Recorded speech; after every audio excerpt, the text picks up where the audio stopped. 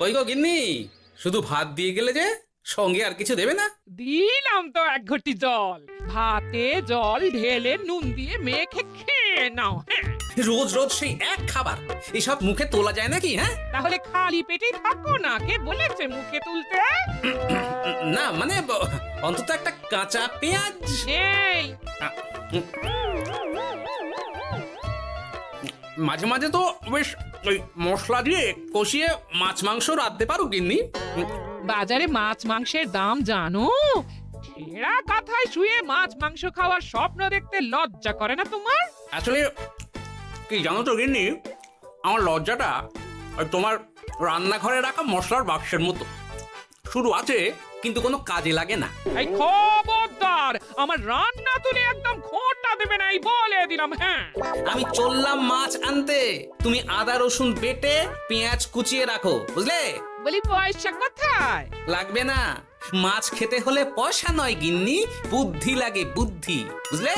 বুদ্ধির বদলে মাছ কোন দোকানদার দেয় গো?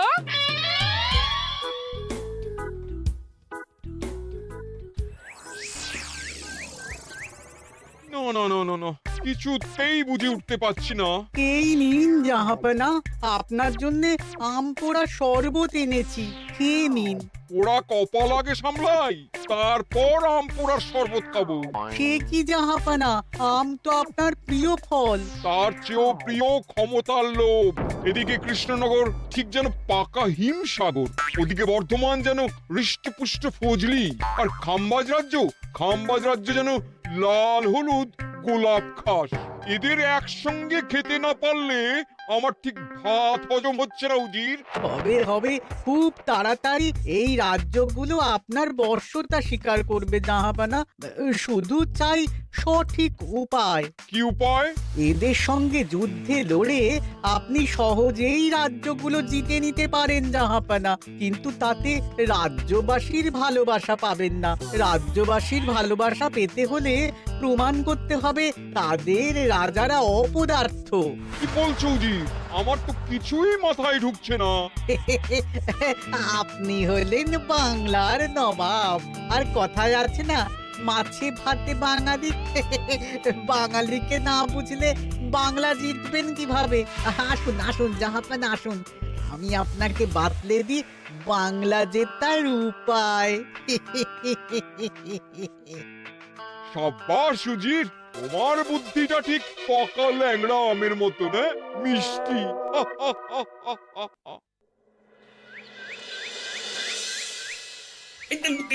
ধর ধর ধর ধর ধর, এই পায়ের নিচ দিয়ে গলে গেল, ধর ধর ধর ধর। বিশাল বড় মাছ গো গোপাল দাদু। একেবারে পাকা শোল। ছাড়বে না গোপাল দাদু, আজ রাতে আমরা জমিয়ে মাছ ভাত খাবো। খেতে তো হবে শোল মাছের ঝোল আর তেল কই। তোদের দিদাকে বড় মুখ করে বলে এসেছি, এই, ধরেছি।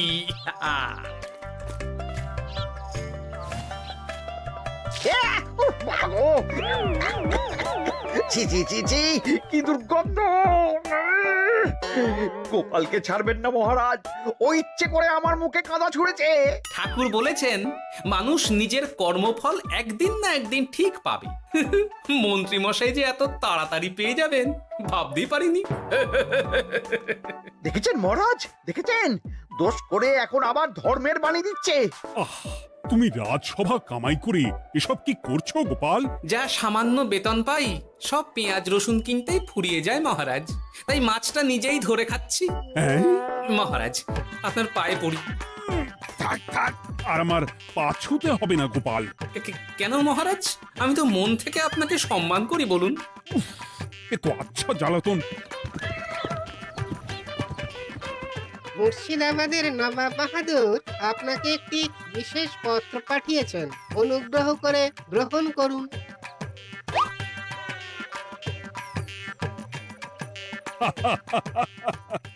এ তো দারুণ আবদার। যাবো যাবো, আমি অবশ্যই যাব। কোথায় যাবেন মহারাজ? নবাব বাহাদুর লিখেছেন আগামী পরশু তার প্রাসাদে অতিথি হয়ে যেতে, তবে খালি হাতে নয়, সঙ্গে করে একটি জ্যান্ত মাছ নিয়ে যেতে। উপহারে জ্যান্ত মাছ? নবাব বাহাদুরকেও আমার মতন জল দিয়ে নুন ভাত খেতে হচ্ছে নাকি? নবাব হোক বা ফকির, সবার গিন্নি সমান।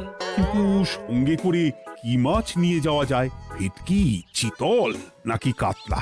আচ্ছা, আগামীকাল রাজসভায় আমি সবার মতামত শুনবো। গোপাল, আগামীকাল ঠিক সময় চলে এসো কিন্তু। আগে যাব মহারাজ, শুধু আমার বেতনটা। ভেবে দেখবো। চল রে, আজ অনেক মাছ পেয়েছি, চল চল চল।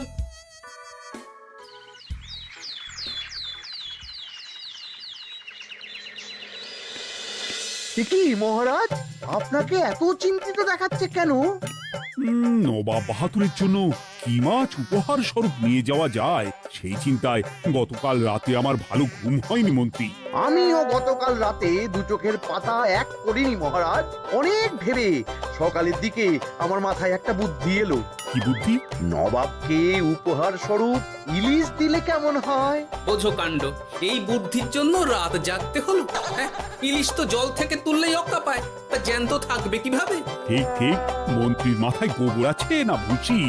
আমার মতে উপহার স্বরূপ ছোট মাছ নিয়ে যাওয়াই ভালো। এই যেমন ধরুন ওই পুঁটি মাছ, যেও খেতে পারবেন আবার ঝালও খেতে পারবেন। ছি ছি ছি ছি ছি, সবাই হাসবে যখন দেখবে কৃষ্ণনগরের মহারাজ উপহার স্বরূপ নিয়ে গেছেন পুঁটি। ওরে বাবা, তাহলে থাক বাবা। তাহলে বাদ গেল মোট দুটি, ইলিশ আর পুঁটি। আমার মতে কাতলা দেওয়াই ভালো, ওজনেও বেশি হবে। না না না, কাতলা দেখতে একদম ভালো নয়, মাথা মোটা মাছ কোথাকার। উপহারে এমন কিছু দেওয়া উচিত যা দেখতে সুন্দর হবে। হ্যাঁ, ঠিক তো, তাহলে বরং ভেটকি দিয়ে দিন। ভেটকি বাজারে কত করে কিলো এখন? পয়সার চিন্তা আমি করছি না গোপাল, বরং আমার চিন্তা মান সম্মানে। বাকি রাজ্যের রাজাদের তুলনায় আমার উপহার যেন নবাবের বেশি পছন্দ হয়। কিন্তু সবাইকে এরকম অদ্ভুত উপহার নিয়ে যেতে বলার কারণ কি? মাছ, তাও আবার জ্যান্ত। আচ্ছা মহারাজ, এর পিছনে নবাব বাহাদুরের কোনো চাল নেই তো? গোপাল, তুমি মিছি মিছি সন্দেহ করছো। কথা না ঘুরিয়ে বরং একটা ভালো মাছের নাম বলো দেখি। ভালো মাছ? জ্যান্ত কই মাছ নিয়ে যান মহারাজ, গতকাল অনেকগুলো ধরেছি।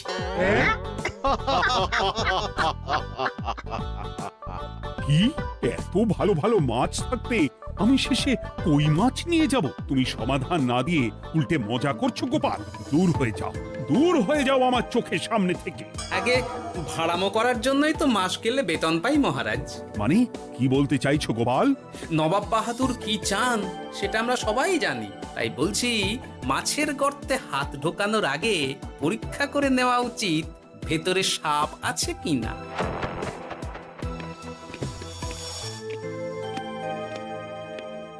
এই মন্ত্রী, গোপাল কি বলে গেল? সাপ ব্যাং কিছুই তো বুঝলাম না। ছাড়ুন তো গোপালের কথা, আমরা বরং মাছ নিয়ে আলোচনা করি। আমার মতে জ্যান্ত ভেটকি নিয়ে যাওয়াই ভালো। হ্যাঁ হ্যাঁ, আমাদের ওই ভেটকিতেই মত আছে। বেশ, এই নাও 100 মোহর। বেছে বেছে সবচেয়ে বড় ভেটকিটা বাজার থেকে কিনে আনো মন্ত্রী। তারপর তাকে রূপোর গামলায় জল ঢেলে রাখো। আমি কাল ভোর ভোর মুর্শিদাবাদের উদ্দেশ্যে রওনা হব। কোনো চিন্তা করবেন না মহারাজ, কাজ হয়ে যাবে। যাওয়ার সময় চিঠিটাও সঙ্গে করে নিয়ে যেতে হবে। নবাবের হুকুম।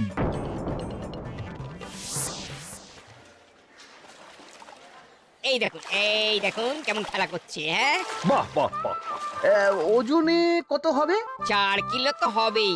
কিলো 2 পয়সা হিসেবে 8 পয়সা দেবেন। আমি শুধু ওজন জানতে চেয়েছি, দাম শুনে আমার কি হবে? এই, এটাকে গাড়িতে তোল। আর মাছের দামটা? মুর্শিদাবাদের নবাবকে আমাদের মহারাজ এই ভেটকিটা উপহার স্বরূপ দেবে। তোর ভাগ্য ভালো যে মাছটা তুই ধরে এনেছিস। আবার টাকা কিসের রে? আয় রে আয় আয় আয় আয় আয়, আমার কত ক্ষতি হয়ে গেল।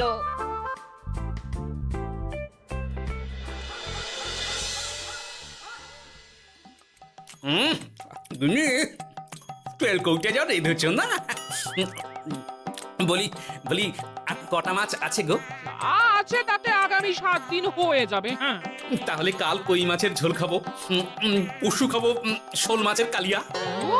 এসব খেয়ে খেয়ে জিভে চড়া পড়ে গেল। বাজার থেকে একটু ইলিশ ভেটকিও তো আনতে পারো। ইলিশের অনেক দাম গো গিন্নি, আর ভেটকি তো বাজারে প্রায় ওঠেই না। কে বলেছে তোমাকে? শুনলাম মন্ত্রী মশাই নাকি আজ বাজার থেকে সবচেয়ে বড় জ্যান্ত ভেটকিটা পেয়েছেন, হ্যাঁ? তাই নাকি? তার মানে আগামীকাল নিশ্চয়ই মহারাজ ওটা নিয়েই মুর্শিদাবাদ যাবেন। আমার মনটা বড্ড কু ডাকছে গিন্নি।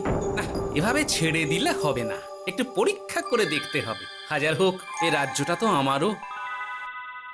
এত রাতে আবার কোথায় চললে গো, হ্যাঁ? দেখতে গর্তে সাপ আছে না মাছ। অ্যাঁ?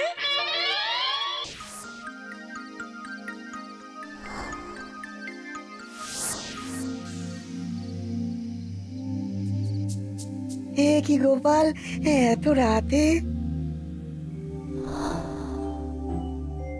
সব ঠিকঠাক বুঝেছো তো? হ্যাঁ হ্যাঁ, তুমি কোনো চিন্তা করো না গো গোপাল দাদা। তাহলে কাল উত্তরের জঙ্গলে।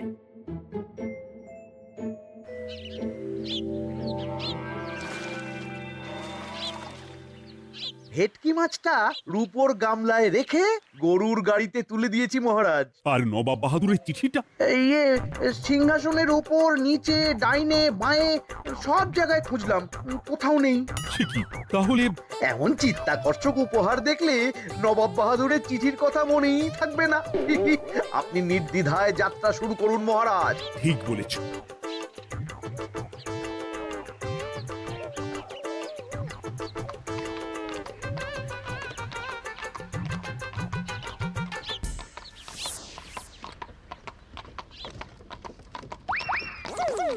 ওই তো মহারাজের রথ এসে গেছে। এই যা যা বলেছি মনে আছে তো? আছে গো আছে, ভেটকি মাছের পাতুরি আর ঝোল দুটোই রাঁধবো, হ্যাঁ। আমার ফিরতে কদিন দেরি হতে পারে, বেশি দেরি হলে তোমরা খেয়ে নিও, এবার লুকিয়ে পড়ো।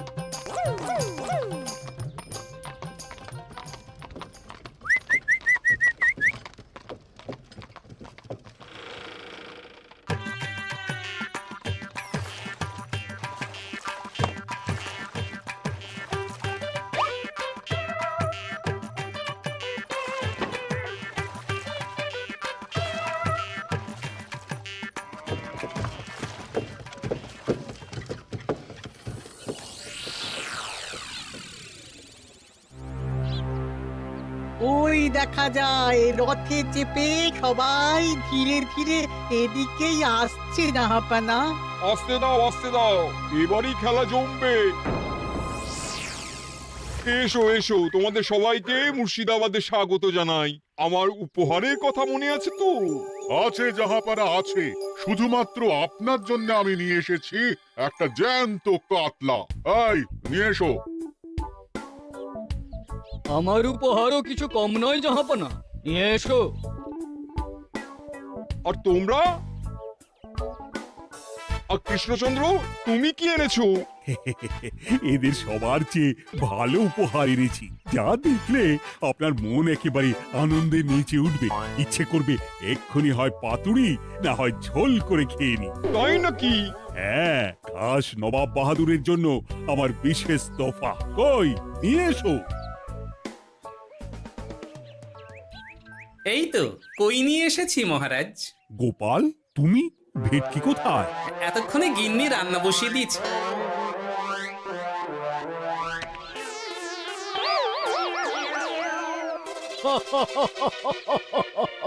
শেষে কিনা কই মাছ? আর কোনো মাছ খুঁজে পেলে না নাকি কৃষ্ণচন্দ্র? ছি ছি ছি, তোমার জন্য লজ্জায় আমার নাক কাটা গেল গোপাল। ফিরে গিয়ে আমি তোমার গর্দান নেব, এই বলে দিলাম। অনেক হয়েছে, এবার তোমরা সবাই আমার কথা মন দিয়ে শোনো। আমি তোমাদের সবাইকে একটা করে জ্যান্ত মাছ আনতে বলেছি, একটি বিশেষ কারণে। তার আগে সবাইকে আমি জিজ্ঞাসা করতে চাই, আপনারা সবাই নবাব বাহাদুরের পাঠানো চিঠিটা মন দিয়ে পড়েছিলেন তো? হ্যাঁ পড়েছি। হ্যাঁ হ্যাঁ হ্যাঁ, আমরাও পড়েছি।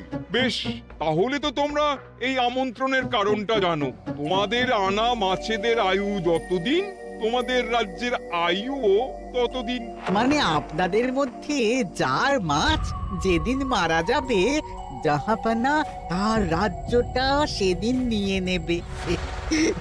আর যতদিন না আপনাদের মাছ মরছে, ততদিন আপনারা এই প্রাসাদেই থাকবেন। হ্যাঁ, এইরকম কিছু তো চিঠিতে লেখা ছিল না। কে বলেছে ছিল না? ওই জন্যই তো আমি সঙ্গে করে চিঠিটা আনতে বলেছিলাম। এনেছো? হ্যাঁ হ্যাঁ আমি এনেছি। এই যে এখানে তো কোথাও এরকম কিছু লেখা নেই। তোমরা হলে রাজা, রাজাদের সব সময় চোখ কান খোলা রেখে চলতে হয়। উজির, এই নাও।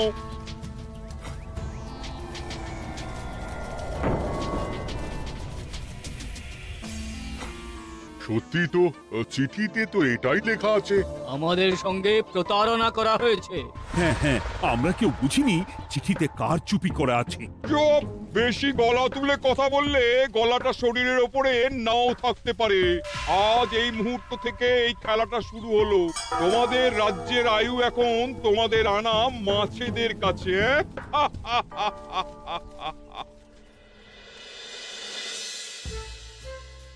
উজির, কার মাছের কি অবস্থা? আগে বাকিরা মোটামুটি সাঁতার কাটলেও খাম্বাজ রাজার আনা কাতলা খাবি খাচ্ছে। মনে হয় খুব তাড়াতাড়ি যাবে। বাবা বাবা বাবা, এ তো খুব ভালো কথা। অপেক্ষা করি তবে। গেল গেল, আমার রাজ্যটা ভেসে গেল। গেছে মহারাজ, গেছে। আজ থেকে খাম্বাজ রাজ্য আমার। খাম্বাজ রাজাকে বন্দি করো। পাবদার রুইও ভেসে উঠেছে জাহাপানা। তোমাদের রাজ্য দুটো আমি খেলাম। বাকি রইল শুধু বর্ধমান রাজা চিতল আর কৃষ্ণচন্দ্রের কই। যা, আমারটাও গেল। আগে জানলে আমিও কৃষ্ণচন্দ্রের মতন জিওল মাছ আনতাম। কৃষ্ণচন্দ্র, নিজেকে এত চালাক ভেবো না। একটু দেরি হলেও একদিন না একদিন তোমার কইও ভেসে উঠবে। ততদিন তুমি আর গোপাল আমার প্রাসাদেই থাকবে, কেমন? এ তো উত্তম প্রস্তাব নবাব বাহাদুর। আপনার প্রাসাদের বিরিয়ানির কোনো তুলনাই নেই। অনেকদিন নুন ভাত খেয়ে আছি, আজ একটু বিরিয়ানি হবে নাকি? পেয়ে যাবে গোপাল। নবাবের প্রাসাদে অতিথিদের যত্নের কোনো ত্রুটি হবে না।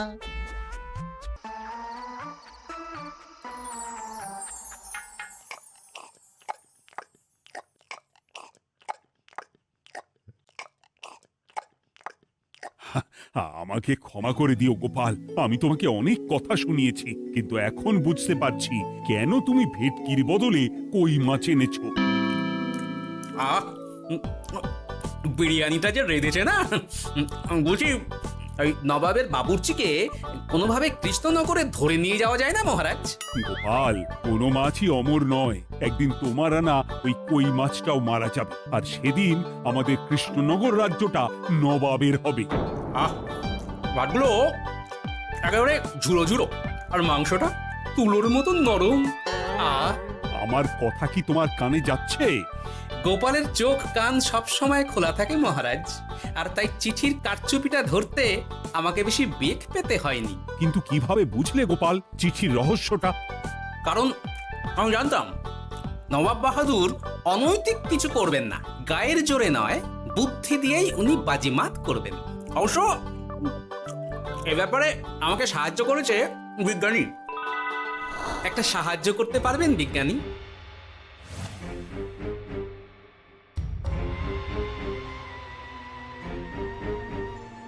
তোমার সন্দেহ একদম ঠিক গোপাল। এই চিঠিতে লেবুর রস দিয়ে লেখা হয়েছে কয়েকটি লাইন, যা শুধু আগুনের তাপেই ফুটে উঠবে। এই নাও। সর্বনাশ! গর্তে মাছ নয়, বিষধর সাপ আছে। এবার কি হবে গোপাল? আগামী 7 দিন পেট ভরে বিরিয়ানি খাবো মহারাজ। ততদিনে ওরা এসে যাবে। কারা আসবে? দেখুন না শুধু।